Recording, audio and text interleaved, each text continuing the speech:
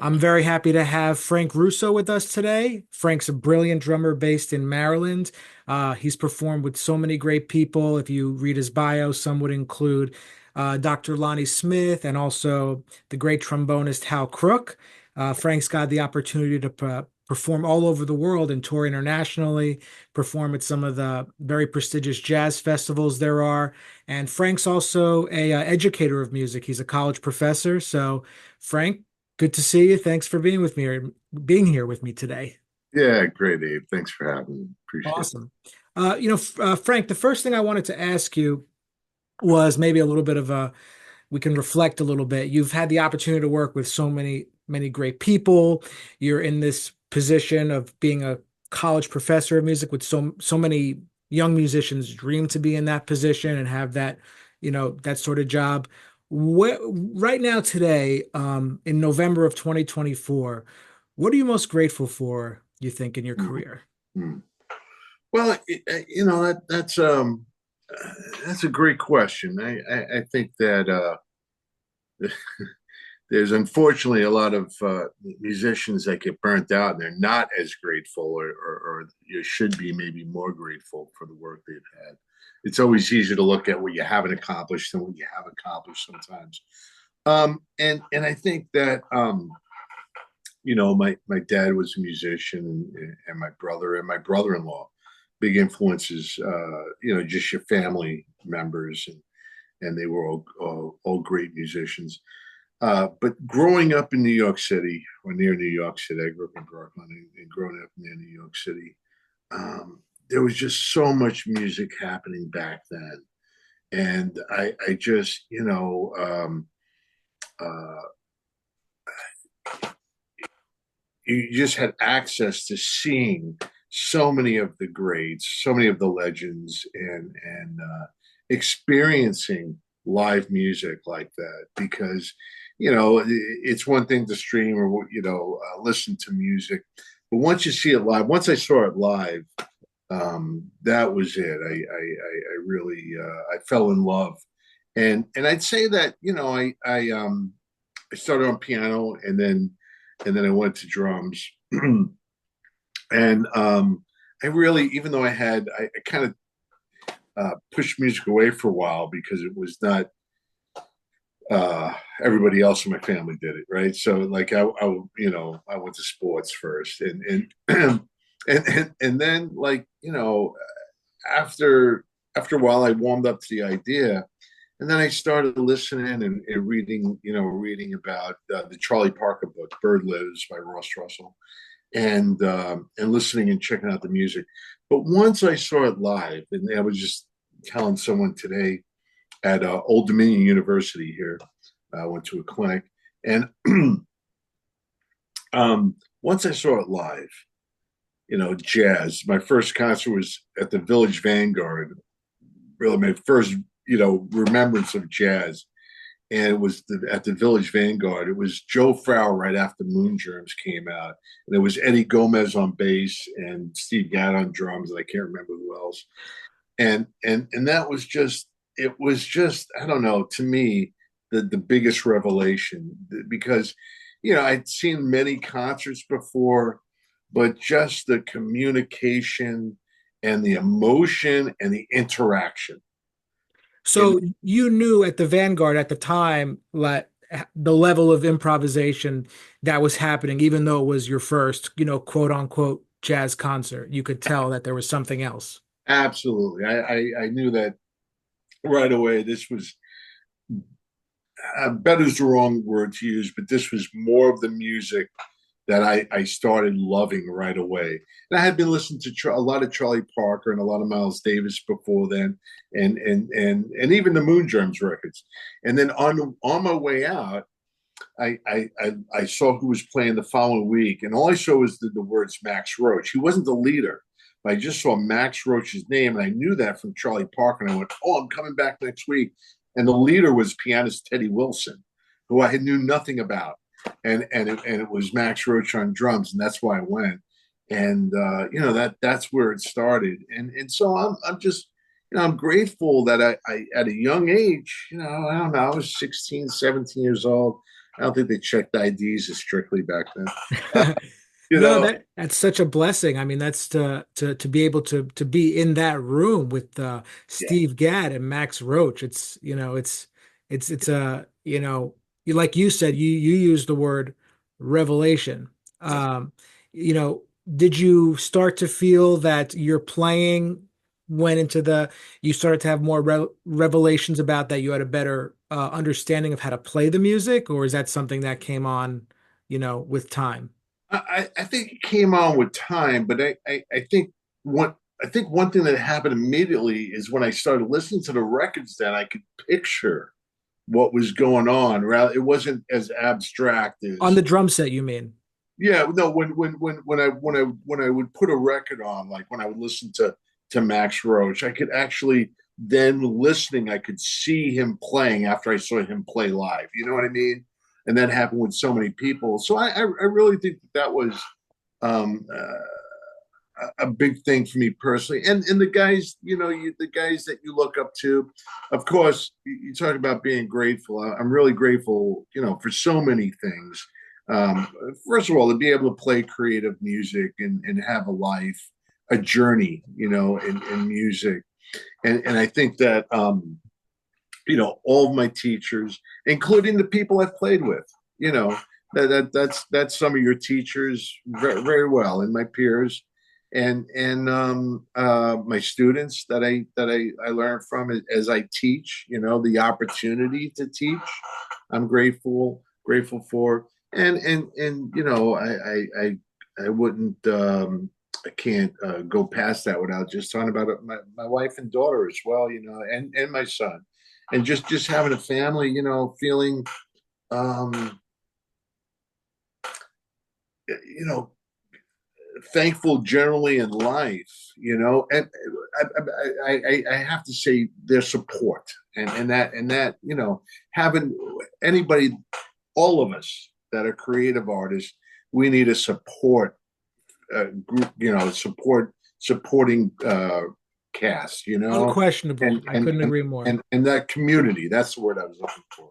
Community. We need that supporting community, and that's what I think I'm really grateful for, and but yeah, just the community of jazz that was happening back then. I'm talking mid 70s. Is when this was going on. The Vanguard, the gate was still open. The Sweet Basil's was down the street, which later on became Sweet Rhythm or This something. was also the disco era too, right? A little bit. Yeah, yeah, it was the Bee Gees. They had that going on, and it was just a vibrant community to grow up in. Not that it's not still there. I think there's still going on there, but it was special because the older guys were alive, so I got to see, as far as drummers and heroes, I got to see Jack DeJohnette's band, who had Lester Bowie and John Abercrombie and Eddie Gomez. I got to see Elvin Jones's band so many times. Rio Kawasaki on guitar, and Frank Foster, and just all these monsters that was still alive then. This is all before I graduated from high school. I saw Tom Harrell and Bob Berg and Al Foster, and uh, just all these people that really, I think, made a big impression on me as far as musically. And again, not that other music isn't great, but in this particular genre, just the creativity, the interaction, the emotions, just the emotion that creative music creates, and that was a really just a really big part of it. Yeah. No, that's great to hear. And you talked about that, you use the word monsters and you're totally right when you mention the name Elvin Jones. There's only one Elvin Jones, and there won't ever be another Elvin Jones. Do you think that maybe the reason that maybe it's possible that the one of the reasons the music was just so heavy back then and there was a different energy and flow was because we just weren't as distracted as we are now with the social media and technology? Because I've always thought about that. Maybe that's why it was just on another realm, so to speak. Yeah, I think this is a great, interesting point, Abe. I think that I, I think now there's so much of it. There's too much available. I know the great Ralph Peterson when he was teaching at Berkeley School of Music. He would say, all my students have every Miles Davis recording on their phone, and they don't know one of them. And I think sometimes when you had less, you just took a deeper dive into it, and so yeah, I think now there's just so many choices, and realistically, you can choose whether it's distraction or not, right? And it's like, man, get in the practice room, put your phone away. It's like, if you're going to miss a gig, if someone's going to call you for a gig, you're going to miss it because you practiced for an hour. Yeah. Maybe they really didn't want you on that gig, Yeah. that badly. But I think that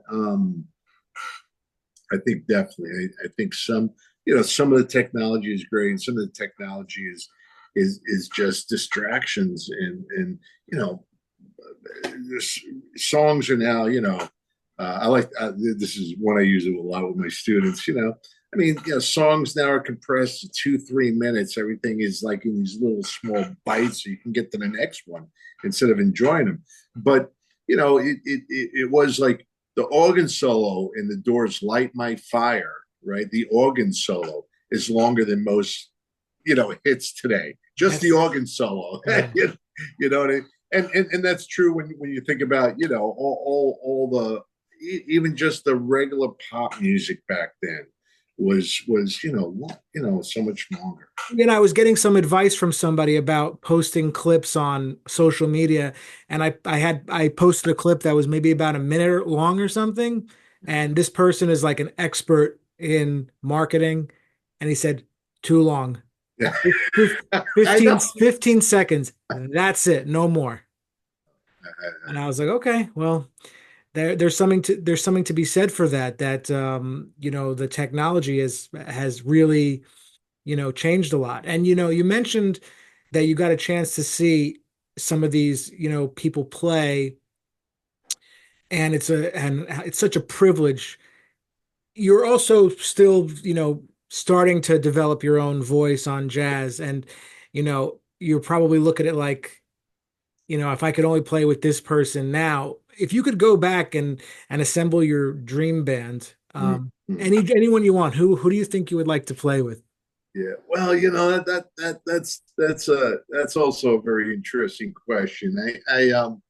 You know, I have been a band leader, but I'm not, a regular band leader, right? I've done a couple of records, and I'm more in my career. I've been more of a sideman, certainly, than a band leader,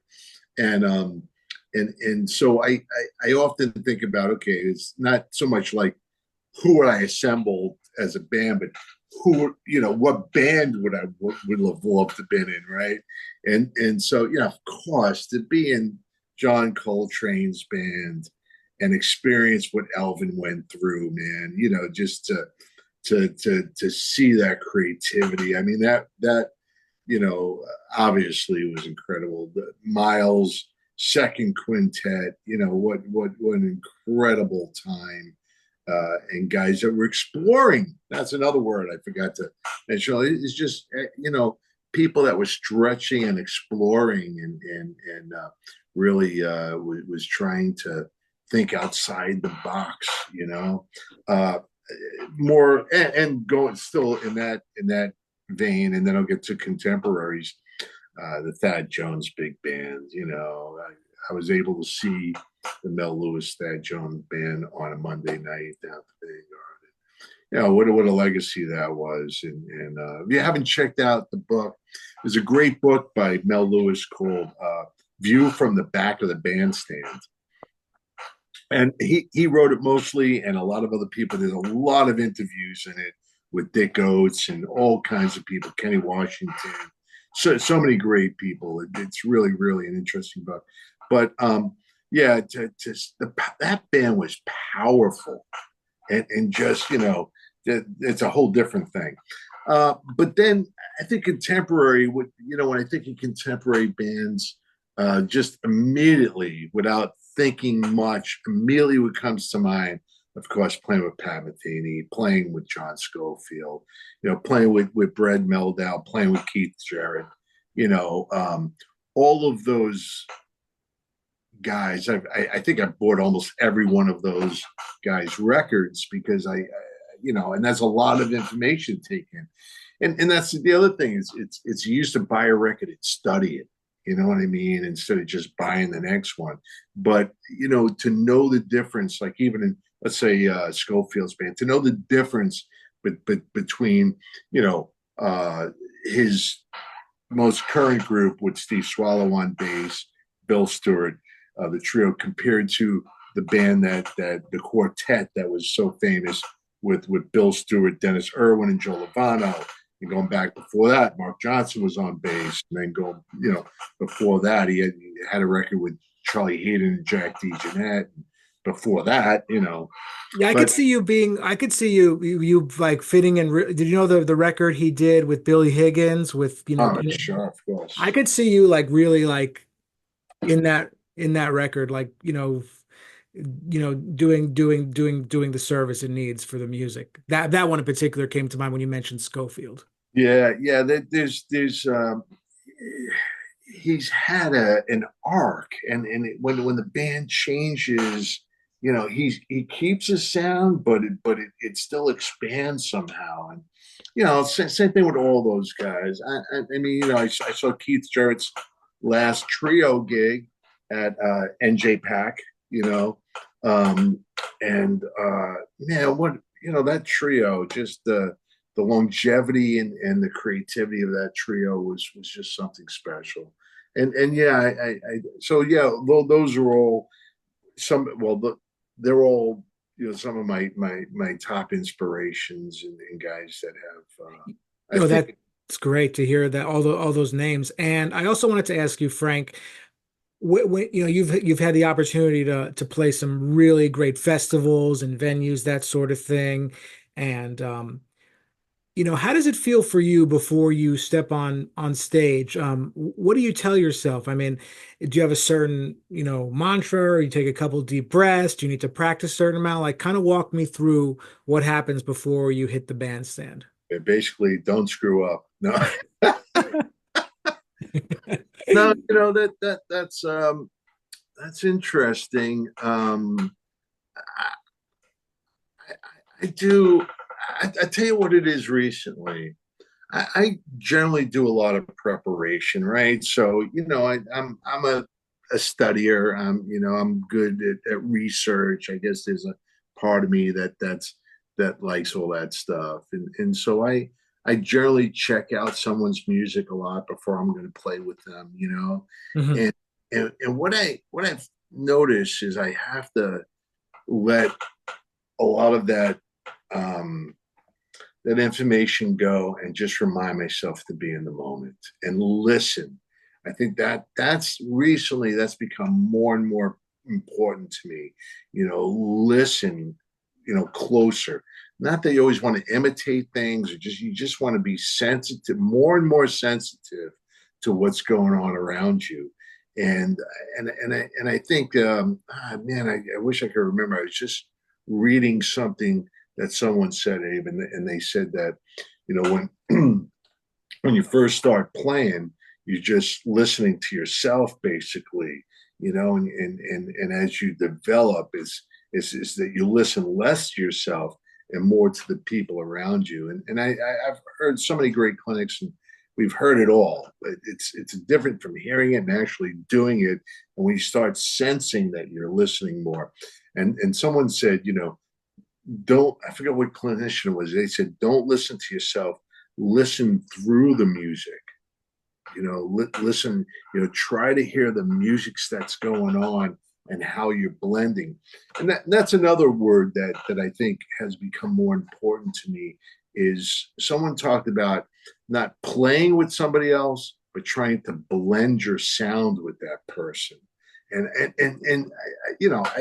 for some reason, I mean, different things mean different things, to different people. But this made a lot of sense with me, right? So if I'm playing with a bass player, it's not I want to play the same time with him or we're going to groove together. I'm trying to blend my sound with that person. That takes on a whole different thing because when you talk about blending, then you're really listening and you're trying to play at the same volume, so that you can blend your sound together, and so that has taken on a new meaning for me, and I think that's something. So going back to your original question, and I think that's the stuff that I'm trying to remind myself most before playing. Be in the moment, uh, uh, listen, and try to blend. And I don't know if you know the movie My Cousin Vinny. Of course. Yeah, like you blend. Yeah. That's Oh yeah, you that's blend.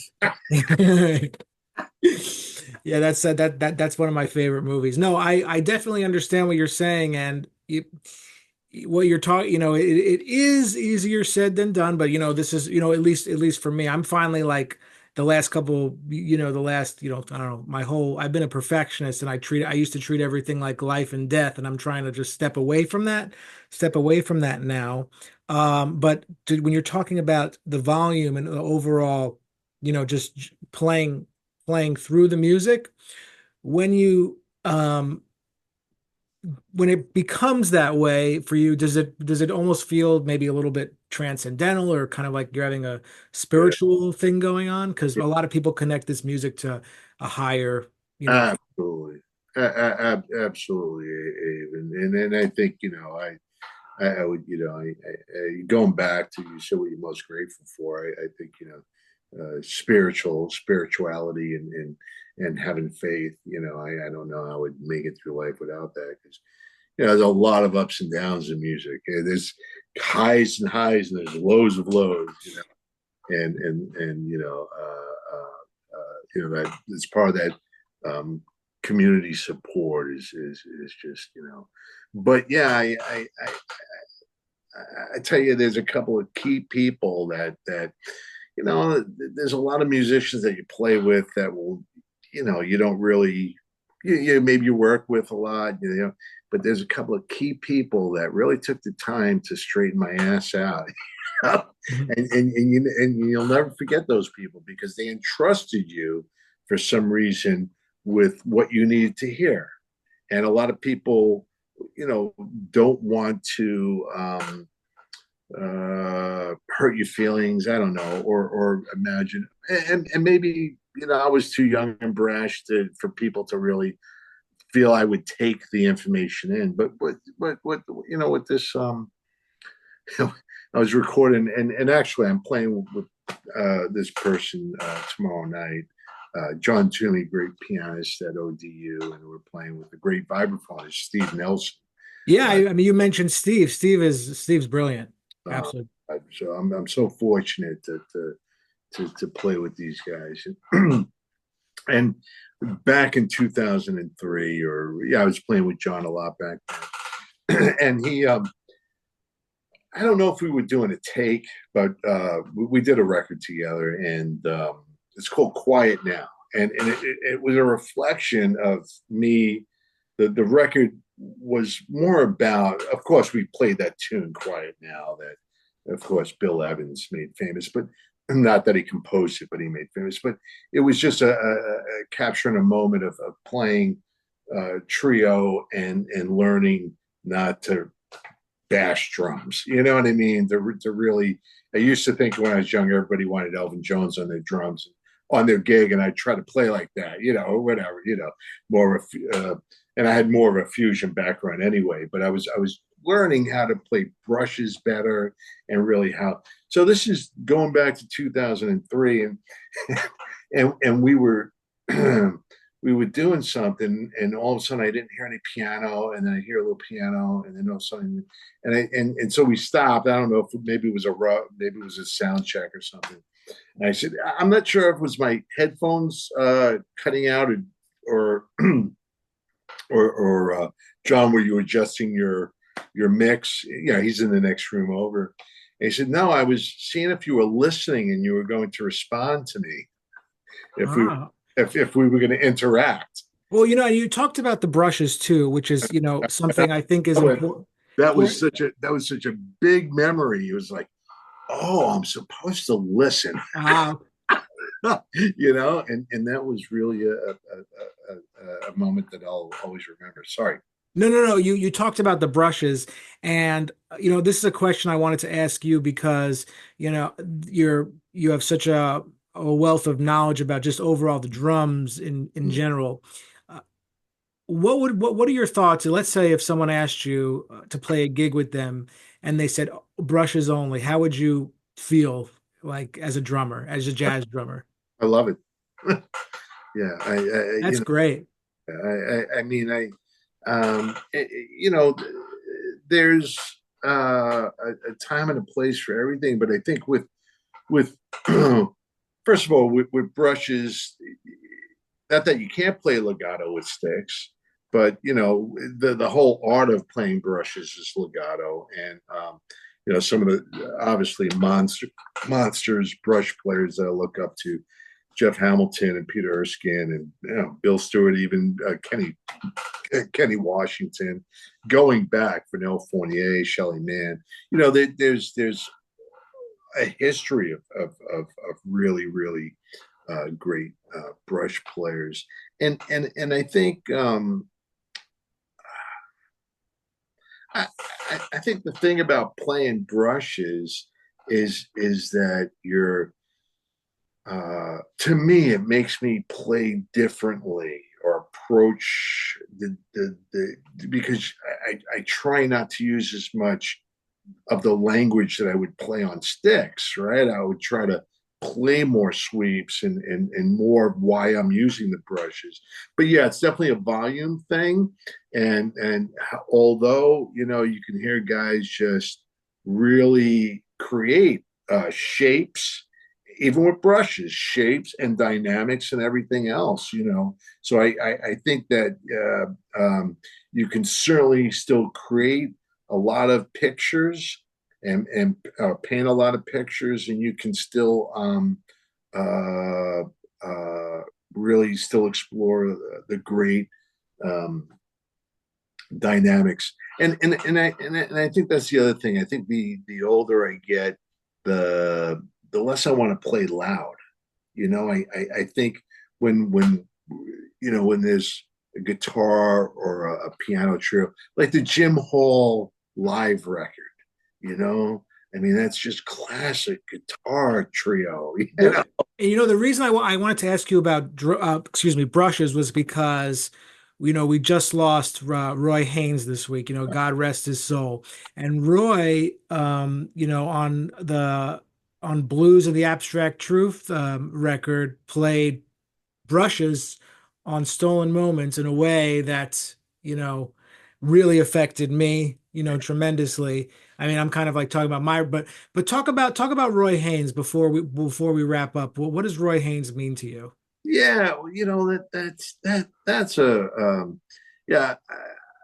I was reflecting a little bit on I like probably most of the jazz world reflecting on Roy Haynes recently, and there's a couple of great solos that I've taught my students throughout the years that I very very close to, and I've seen him play live many many many times and talked to him personally on occasions, and the one record that I think that when I play it, it just I don't know, it always hits me at an emotional level, a joyful level, and everything between. And that's that Now He Sings, Now He Sobs by Chick Corea. And talking about brush playing, there's no greater love is on that record. And Roy plays the hell out of brushes Yeah. on that record. But every tune on that record he plays the hell out of. No, Uh, this is great. Frank, I want to thank you so much for being with me, yeah. being here today with me. It's you're an inspiration to drummers and jazz musicians, Oh, and thanks, you Dave. know You as well, man. I appreciate we'll definitely work together, and I would love to have you back on here, and you Thank you. know we'll talk more about the music and life and all that stuff. But thank you. Yeah, boy, that went by really quick. It goes by fast. My favorite subject, jazz. Thanks, Abe.